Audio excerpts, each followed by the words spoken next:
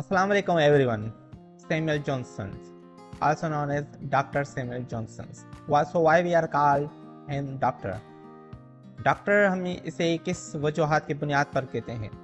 इसका ये मतलब बिल्कुल भी नहीं कि इन्होंने जो है किसी साइंस की फील्ड में या मेडिकल की फील्ड में इन्होंने कोई डिग्री हासिल की या पीएचडी की डिग्री हासिल की, बल्कि इनके पास डाइवर्स फील्ड ऑफ नॉलेज थी। बहुत सी किस्म में, बहुत ही उम्दा, बहुत ही मैसिव तादाद में नॉलेज की बुनियाद पर इसे डॉक्टर का टाइटल दिया गया, डॉक्टर के नाम से जाने गए। He was born September 18, 1709, Lichfield, England. 18 सितंबर 1709 में लिचफील्ड इंग्लैंड में पैदा हुए और डेथ 13 दिसंबर 1784 लंदन इंग्लैंड में ही हुई। Buried at Westminster Abbey, एक कब्रिस्तान है वेस्टमिंस्टर अबे, जहाँ जो बहुत ही फेमस है जोफ्री चासर के लिए, और पोइट्स जो है मोस्टली वहाँ पर तकफीम है, जैसे एडमंड स्पेंसर, जोफ्री चासर वगैरह हो गए, और सैमुअल जॉनसन भी वहाँ पर ही तकफीम है। डॉक्टर सैमुअल जॉनसन 1709-1784 का इसका दौरानिया रहा। was one of the greatest literary figures of 18th century England। 18th century के पीरियड के एक उम्दा लिटरेरी क्रिटिक्स और पोइट्स भी काउंट किए जाते हैं। He was a writer, poet, satirist, critic, essayist, biographer, editor and lexicographer। कितने ही टाइटल इनके नाम से जाने जाते हैं, जैसे कि poet, satirist, critic, essayist, biographer, editor और lexicographer. A person who composed a dictionary। He is the most famous for compiling a dictionary of the English language। One of the most influential dictionary in history। 9 साल इनको लगे ये compile करने में English dictionary को, जो बहुत ही उम्दा इनका वर्क कंसीडर किया जाता है। His early life, his father Michael Johnson was a bookseller। Bookseller थे इनके वालिद साहब माइकल जॉनसन, जिसकी बुनियाद पर इन्होंने बहुत ही गहरी और बहुत ही डाइवर्स फील्ड की नॉलेज हासिल की। बुक्स में ही गहरे रहते थे। Johnson suffer from poor health during a childhood including a scrofula disease. उनकी बुनियादी शुरुआती दिनों में ही इन्हें एक बीमारी का सामना पेश आया जिसका नाम था स्क्रोफुला डिजीज, जो स्किन की या ऐसी कोई डिजीज थी जिसे आप जो है बड़ी एज के नज़र आते हैं। He studied at a Pembroke College। Pembroke College में इन्होंने अपनी तालीम हासिल की, but had to leave due to the financial problems की वजह से इन्हें लीव करना पड़ा। Struggle and career। Johnson faced poverty in his early life। He moved to London to find a work as a writer। Through hard work he became a respected literary figure। इन्होंने पैसे की जांच में, पैसे की तलाश में लंदन शिफ्ट हो गई, जहाँ पर इन्होंने एज अ राइटर काम किया और बहुत ही सख्त मेहनत के पर एक अपने आप को लिटरेरी फिगर बनवाया। स्ट्रगल्स एंड कैरियर की बात की जाए तो major works doctor Samuel Johnson के A Dictionary of the English Language was composed in 1755। took him about 9 years to complete। 9 साल इनको लगे। become the standard English dictionary for many years। बहुत सालों तक एक स्टैंडर्ड डिक्शनरी की पहचान रखी गई। एक और वर्क है इनका the Rambler, a series of essays on moral and social issues। moral और सोसाइटी के इश्यूज पर जो एक सीरीज की एसेज की, जिसे वर्क कंपाइल करके जाना जाता है the Rambler. The lives of the most eminent English poet। Critical biographies लिखी है मोस्ट प्रोमिनेंट एमिनेंट पोइट के अबाउट इन्होंने, जो एक बहुत ही बेहतरीन क्रिटिकल वर्क है इनका। Johnson's friendship with James Boswell। Johnson's life is well known because of his friend James Boswell, who wrote the life of Samuel Johnson, one of the greatest biographies ever written। इनके एक दोस्त की बुनियाद पर, जिसका नाम था जेम्स बॉसवेल, जिसने बायोग्राफी लिखी डॉक्टर सैमुअल जॉनसन की, इसके ही वजह से हमें इनके बायोग्राफी ज़िंदगी के बारे में मालूमात हासिल होती है। Importance in English literature। Doctor Samuel Johnson greatly influenced English literature criticism and dictionary writing। ये हम डिस्कस कर चुके हैं कि इनका बहुत ही पुरअसर अंदाज में असर रहा क्रिटिसिज्म में, इंग्लिश लिटरेचर में, डिक्शनरी में। His dictionary shaped the English language before the Oxford English Dictionary was created। Oxford English Dictionary जो क्रिएट की गई उससे पहले इनके डिक्शनरी का एक बहुत ही शानदाराना असर रहा सोसाइटी पर। Dr. Samuel Johnson, the style of his prose, इनकी prose writing का style. Dr. Samuel Johnson is one of the greatest prose stylistic of the 18th century. 18th century के एक most prominent prose writer रहे. His prose reflect the characteristic of the Augustan age. Augustan age की characteristic reflect की जाती है इनके works में, जिसके formal, balance, moral and intellectual features. As a student of English literature preparing for higher academic goals, understanding his prose style is especially important for exam and lecture level analysis. अगर आपने high level की study करनी है, literature की understanding करनी है, 18th century को समझना है, तो ज़रूरी है कि आप डॉक्टर सैमुअल जॉनसन को, उसके स्टाइल को, उसके इंटेलेक्चुअल लेवल को समझें. नंबर 1 पर है इसकी स्टाइल में अगर बात की जाए तो grand and elevated diction. Johnson used a Latin-based vocabulary and long, dignified word. His language is a formal and sometimes difficult. Formal होने के वजूहत से इनकी डिक्शनरी को डिफ़िकल्ट भी समझा जाता था और बहुत ही लेटिन बेस्ड वोकेबलरी की चॉइस रखते थे. Long dignified word, high intellectual words इस्तेमाल किया करते थे. Example, instead of simple words, he often preferred complex expressions that give a weight and a seriousness of his idea. बनस्पत सिंपल वर्ड्स इस्तेमाल करने के ये कॉम्प्लेक्स वर्ड को ज़्यादा तरजीह देते थे कि वो उसकी जो इम्पेक्ट है, उसकी जो सीरियसनेस है, वो रीडर पर ज़्यादा असरअंदाज रहे. Number 2, balance and antithetical sentences. One of the most important feature of Johnson prose is antithesis, contrast of ideas and balance. Literary terms में हर कोई इसे जानता है कि antithesis के दो opposite ideas के दो कितने हैं जो एक सेंटेंस में हो. For example, from the Rambler, human life is everywhere, a state in which much is to be endured and little to be enjoyed. इस सेंटेंस में आप देख सकते हैं The Ramblers की लाइन है, human life is everywhere, a state in which much is to be endured and little to be enjoyed. इसमें ज़्यादातर परेशानी तकलीफ़ें हैं और कुछ जो है इसमें एंजॉय है. एंजॉय भी है और एंजॉय की भी डेफिनेशन है एंटीथेसिस में, कंट्रास्टेड आइडियाज में एक ही सेंटेंस में मेंशन की है. Here we see a balance between endured and enjoyed. Number 3 is moral and didactic tone. Johnson prose aim to teach a moral lessons. इनका जो जैसे कि लिटरेचर में हमें एक एस्थेटिक पर्पस होता है, एक डायडेटिक पर्पस होता है, तो 18th सेंचुरी में हमें मोस्टली डायडेटिक पर्पस पाया जाता है. और जैसे कि सैमुअल जॉनसन इसी एज के एक प्रोमिनेंट राइटर रहे हैं, तो इनकी जो राइटिंग की जो फीचर्स में है वो भी हमें मॉरल लेसन्स मिलते हैं. His essays guide readers towards virtue, discipline and wisdoms. आपको डिसिप्लिन मिलेगा, वर्च्यू और बहुत ही इंटेलेक्चुअल विजडम्स आप फाइंड आउट कर सकते हैं. In works like the Adler, he discusses human weakness, laziness and social behavior. आप इटलर्स वर्क में आप ह्यूमन की जो वीकनेसेस है, लेजीनेस है और सोशल बिहेवियर सोसाइटी में आप इसे फाइंड आउट कर सकते हैं. एक इनकी बेहतरीन पोइट्री है जिसे जाना जाता है the vanity of human wishes. वो भी एक बेहतरीन इंटेलेक्चुअल रिफ्लेक्शन करती है डॉक्टर सैमुअल जॉनसन का. नंबर 4 पर है clarity and seriousness. Although his sentences are long, they are logically structured. He represents argument clearly and systematically. बनस्पत बावजूद कि आप इसमें जो बहुत ही कॉम्प्लेक्स राइटिंग लॉन्ग वर्ड्स की तलाश करें, पर आपको एक इसके जो आइडियाज है वो लॉजिकली स्ट्रक्चर में पाया जाएगा.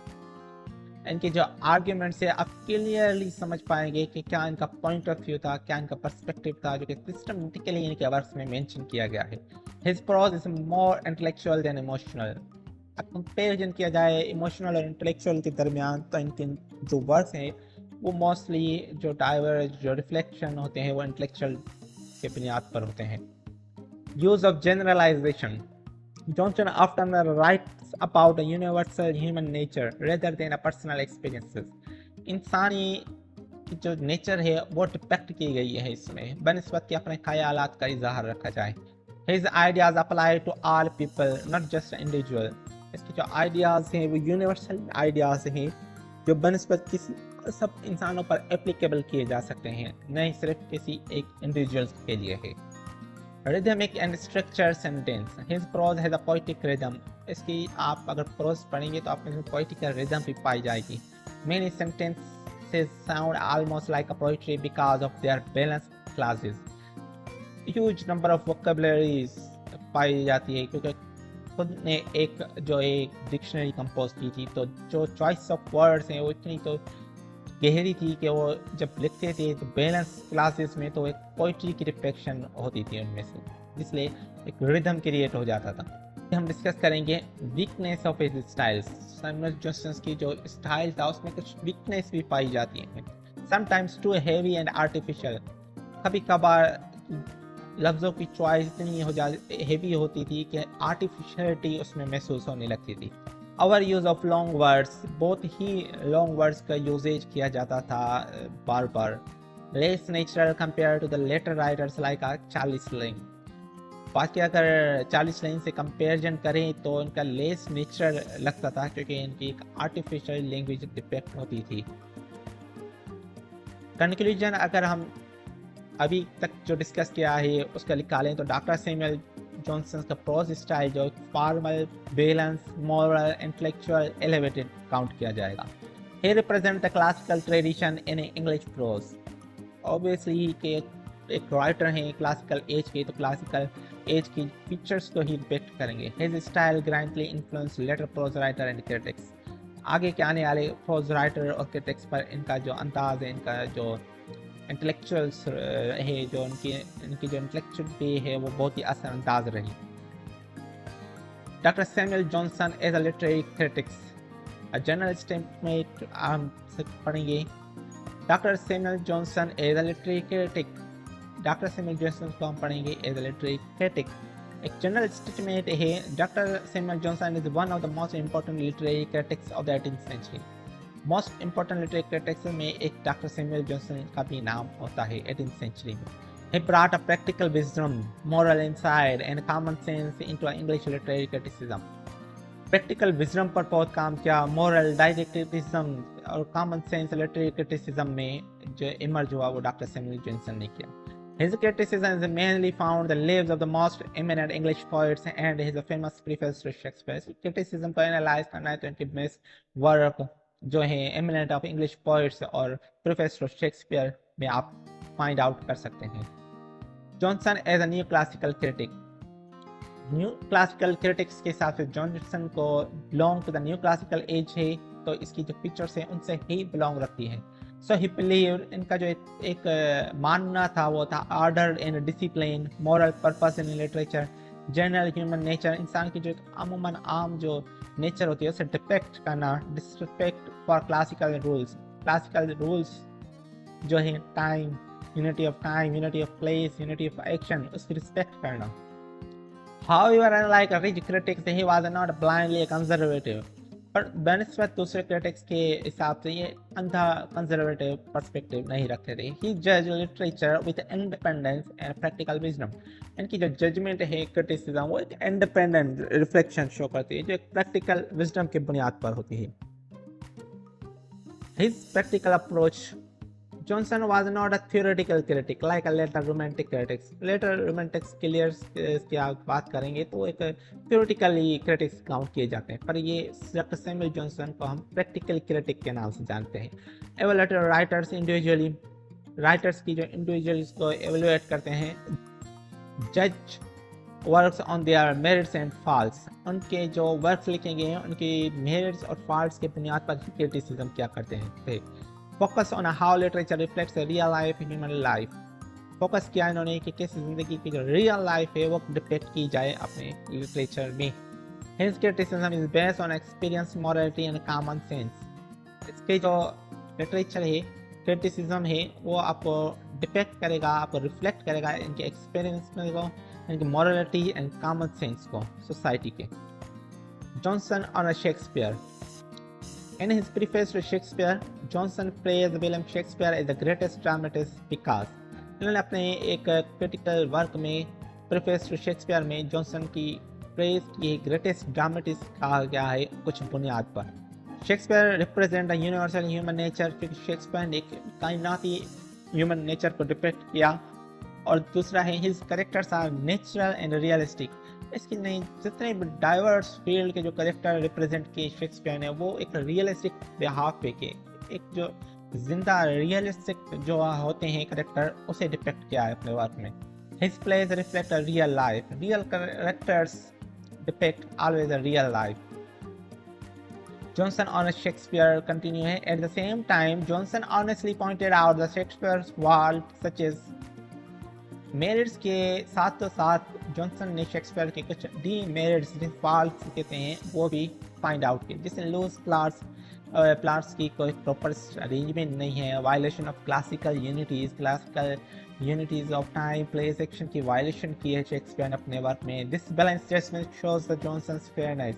जॉनसन की जो फेयरनेस है वो इसी में ही डिपेक्ट होती है कि किस तरीके से मेरिट और डीमेरिट्स को अलग अलग कर बयान किया गया है. नंबर 4 पर है moral and didactic view. Johnson believe literature must. Johnson का जो इत्तेफाक था कि लिटरेचर क्या होना चाहिए, वो होना चाहिए टीच मॉरल लेसन्स. सोसाइटी के लिए कोई ना कोई मॉरल पर्पस, मॉरल लेसन ज़रूर होना चाहिए लिटरेचर में जो सोसाइटी को इम्प्रूव करे. Improve human character. अगर कोई शख्स सोसाइटी या कोई लिटरेचर को पढ़े तो वो अपने कैरेक्टर्स में इम्प्रूवमेंट करे. Promote virtue. एक अच्छाई भलाई के काम को प्रमोट किया जाए. He criticise the poetry that lack a moral purpose. इन्होंने उन पोइट्री को क्रिटिसाइज किया है जिसमें कोई मॉरल पर्पस ना हो, क्योंकि वो उनको लगता है कि सोसाइटी ने उस राइटर की जो ड्यूटी थी सोसाइटी को सर्व करना वो उन्होंने फुलफिल नहीं की. नंबर 5 पर है strengths of Johnson as a critic. अब जॉनसन के एज अ क्रिटिक की जो स्ट्रेंथ पॉइंट ऑफ व्यू थी वो हम डिस्कस करेंगे कि sound common sense. Common sense जो होता है इंसान का उससे डिफाइन किया गया है दूसरों को. अपने कॉमन सेंस जो भी पढ़ेगा उस कॉमन सेंस से ही अंडरस्टैंड कर लेगा. Wide knowledge of literature. जैसे जैसे इनकी क्रिटिसिज्म को एनालाइज करते हैं तो मालूम होगा कि इनकी के पास नॉलेज की कितनी, लिटरेचर की कितनी नॉलेज है, जिसके बिहाफ पर मेरिट एंड डीमेरिट को अलग-अलग करके एक fairness judgement the.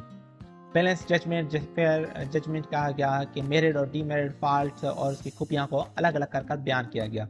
Clear and powerful prose style.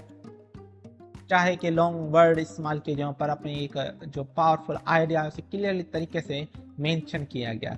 Independence of thought. अपनी एक उम्दा एक अलग तरीके की सोच को रिप्रेजेंट किया. He avoid extreme opinion and based his criticism on reality. एक जो एक्सट्रीम क्रिटिसिज्म किया जाता है किसी पर उसे अवॉइड कर जो एक रियलिटी प्ले ग्राउंड होता है उस पर ही इन्होंने अपनी क्रिटिसिज्म पेश की. लिमिटेशन पढ़ते हैं हम की, तो लिमिटेशन ये होगा कि too moralistic at a time. एक ही वक्त में एक हद से ज़्यादा मॉरलिटी पर फोकस किया इन्होंने, तो ये इनके लिमिटेशंस का में काउंट किया जाएगा. Less appreciation for imagination and emotion. हद से ज़्यादा जब रियलिस्टिक हो जाए, हद से ज़्यादा जब रियलिटी पर फोकस करें तो ऑटोमेटिकली इमेजिनेशन और इमोशन जो है का एलिमेंट है वो रिड्यूस डिमिनिश हो जाएगा. तो सैमुअल जॉनसन ने कुछ खास एप्रिसिएशन नहीं की इमेजिनेशन या इमोशन की, क्योंकि टोटल का फोकस एक रियलिस्टिक ग्राउंड पर रहा. प्यास against metaphysical points. Metaphysical point पर जब इनका कमेंट आता है तो एक प्यासनेस शो होती है कि उन्हें कुछ ज़्यादा इन्होंने पसंद नहीं किया. For example he criticise John Donne and other metaphysical points for excessive wit and artificiality. Point जो है एक्सेसिव विट थी पर आर्टिफिशियलिटी के साथ. Doctor Samuel Johnson conclusion point पढ़ते हैं हम जो अभी हमने जो डिस्कस किए हैं बातें. Doctor Samuel Johnson stands as a great practical critic. Practical critic की बुनियाद पर एक बेहतरीन नाम जो जाना जाएगा वो जाना जाता है डॉक्टर सैमुअल जॉनसन का. और वो किसकी बुनियाद पर? Classical discipline, moral seriousness and human understanding. ये इन 3 फील्ड में बहुत ही स्ट्रॉन्ग कमांड रखी गई डॉक्टर सैमुअल जॉनसन ने अपनी. His criticism influenced English literary studies for generations. Upcoming generations और प्रीवियस जनरेशंस में जो है इनके एक बहुत ही एक क्रिटिसिज्म में इनका एक नाम रहा इंग्लिश क्रिटिसिज्म में. Though later critics introduce new theories, Johnson remain a foundation figure in English criticism. आने वाले वक्त में जब न्यू थ्योरीज इमर्ज हुई, न्यू क्रिटिक्स पर फिर भी जो है इंग्लिश क्रिटिसिज्म की फील्ड में एक बेहतरीन नाम डॉक्टर सैमुअल जॉनसन का जाना जाता है. Doctor Samuel Johnson, Shakespearean editor. अभी हम पढ़ेंगे कि कैसे डॉक्टर सैमुअल जॉनसन को एक शेक्सपियर एडिटर के तौर पर जाना जाता है। Doctor Samuel Johnson is not only remembered as a critic, सिर्फ क्रिटिक के बुनियाद पर ये फेमस नहीं, but also as one of the most important editors. Editors जो होते हैं ना, किसी के एडिटर्स पढ़कर किसी के वर्क पर एडिटिंग करते हैं, उसके उस पर अमेंडमेंट करते हैं, तो उसके विलियम शेक्सपियर के नाम से जो है ये एक बेहतरीन एडिटर्स काउंट किए जाते हैं। हिज एडिशन ऑफ शेक्सपियर 1765 में जो उन्होंने पब्लिश की was a landmark in the history of the Shakespearean scholarship. बहुत ही एक उम्दा कमेंट और उम्दा वर्क काउंट की जाती है। जॉनसन एडिशन ऑफ शेक्सपियर की बात की जाए तो अगर Johnson publish his edition of Shakespeare's plays with famous preface to Shakespeare के नाम से इन्होंने पब्लिश की, जो उनके वर्क्स पर थी, शेक्सपियर्स के वर्क्स पर। This preface is considered one of the greatest works of literary criticism in English. English criticism की फील्ड में एक बेहतरीन क्रिटिसिज्म का वर्क जो सैमुअल जॉनसन ने दिया वो था preface to Shakespeare. Corrected errors in earlier editions, जो इससे पिछली जो एडिशन पब्लिश की थी उनमें जो मिस्टेक्स थी उनको करेक्ट किया, या explain difficult words and phrases. Difficult जो फ्रेजेस जो इस्तेमाल किए थे, जो वर्ड्स, तो उनको एक बेहतरीन तरीके से एक्सप्लेनेशन प्रोवाइड की। एडेड अ क्रिटिकल नोट, उनके साथ एक क्रिटिकल नोट, इंटेलेक्चुअल नोट भी रखा। क्लेरिफाइड ऑब्सक्योर मैसेज, जो इनकी जो एम्बिग्यूटी थोड़ी ज़्यादा जो क्लेरिफाइड ऑब्सक्योर पैसेजेस, जो एक एम्बिग्यूटी वाले जो पैसेजेस थे, पैराग्राफ जो कंटेंट रहा होगा उसको क्लेरिफाइड किया और अपने एडिशन में। हिज एडिटोरियल मेथड, इसका जो मेथड था एडिटोरियल का, Johnson follow a practical and rational approach. एक प्रैक्टिकल अप्रोच और रेशनल अप्रोच इन्होंने इस्तेमाल की अपनी एडिटिंग मेथड में, जैसे कि textual correction. He compared early edition and try to remove printing mistakes, जो पिछली एडिटिंग में उसमें जो मिस्टेक्स हुई थी उनको इम्प्रूव किया। एक्सप्लेनेटरी नोट्स लगाए, जैसे आर्केक वर्ड जो ओल्ड हिस्ट्री से, ओल्ड एजेस से बिलोंग करते थे वर्ड्स, उनकी एक्सप्लेनेशन की। डिफिकल्ट एक्सप्रेशन को सिंप्लीफाई किया। हिस्टोरिकल रेफरेंसेस को इन्होंने मेंशन किया। क्रिटिकल कमेंट्री, जिसमें he did not only edit the text but also give a critical opinion about the characters and plots. सिर्फ और सिर्फ पर्पस एडिट करना नहीं था, करेक्ट करना नहीं था, पर इंटेलेक्चुअल कमेंट है उनके कैरेक्टर्स पर, उनके प्लॉट्स पर, उनके थीम्स पर भी देना था। Johnson's view of Shakespeare. However, Johnson honestly pointed out faults such as careless plots, mixing a tragedy and comedy, ignoring a classical unities. This shows Johnson fairness and independence. Johnson ने जो find out करी false, जो आगे चलकर हम detail में discuss करेंगे, तो उसमें केयरलेस प्लॉट्स था, कहीं पर मिक्सिंग और ट्रेजेडीज होती, कहीं पर इग्नोरिंग अ क्लासिकल यूनिटीज थी। तो ये सब एक इंडिपेंडेंस फेयरनेस कमेंट दी जॉनसन ने about Shakespeare. Importance of Johnson as a editor, importance बयान करते हैं यहाँ पर जो जॉनसन की कि किस इम्पोर्टेंस क्यों है हमारे लिए जो एज अ शेक्सपियर एडिटर के उस पर।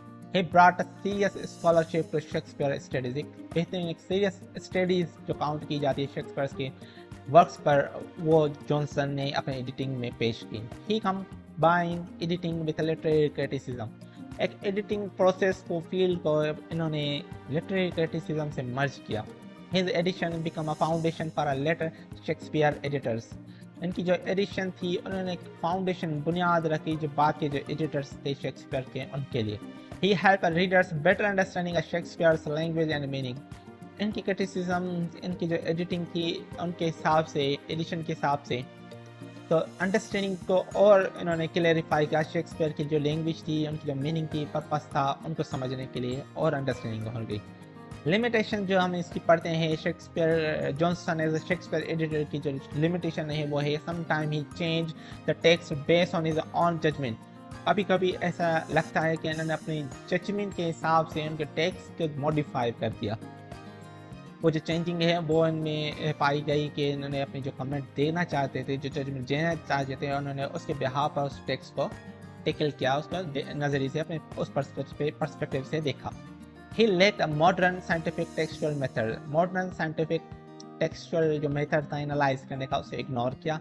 Yet, considering at the time his work was remarkable, पर इसके बावजूद भी इनका जो वर्क है वो एक उम्दा, रिमार्केबल समझा गया और समझा जाता है। डॉक्टर सैमुअल जॉनसन कंक्लूजन अगर हम पढ़ें कि एज अ एडिटिंग के पॉइंट ऑफ व्यू से, doctor Samuel Johnson stand as a great Shakespearean editor because he combine careful textual work की, केयरफुल स्टडी की, क्रिटिकल इनसाइड उसमें कमेंट्स पेश की, मॉरल एंड प्रैक्टिकल जजमेंट्स दिए उस पर, मेरिट्स और डिमेरिट्स पर। His edition of Shakespeare remain an important milestone in English literary history के बुनियाद पर इसे एक उम्दा वर्क कंसीडर किया गया। Detail critical summary of Johnson preface to Shakespeare हम डिस्कस करेंगे कि जो प्रीफेस टू शेक्सपियर है उस पर क्रिटिकल समरी आप कैसे बयान कर सकते हैं। In 1765, Dr. Samuel Johnson published his edition of the plays of William Shakespeare, which included the famous preface to Shakespeare. This preface is one of the greatest documents of English literary criticism, and Johnson evaluates Shakespeare's strengths and weaknesses with balance, fairness, and moral seriousness. 1765 में doctor Samuel Johnson ने जो addition उन William Shakespeare की जो place पर publish किया, जो कि बहुत ही फेमस नाम से जाना जाता है, प्रीफेस टू शेक्सपियर। इस प्रीफेस में जो कि ग्रेटेस्ट डॉक्यूमेंट काउंट किया जाता है लिटरेरी क्रिटिसिज्म में इंग्लिश में, इसमें विलियम शेक्सपियर की स्ट्रेंथ और उसकी जो वीकनेस पार थी एक बैलेंस और एक मॉरल सीरियसनेस देकर उसे बयान किया गया। Thank you for listening me. अल्लाह हाफिज़।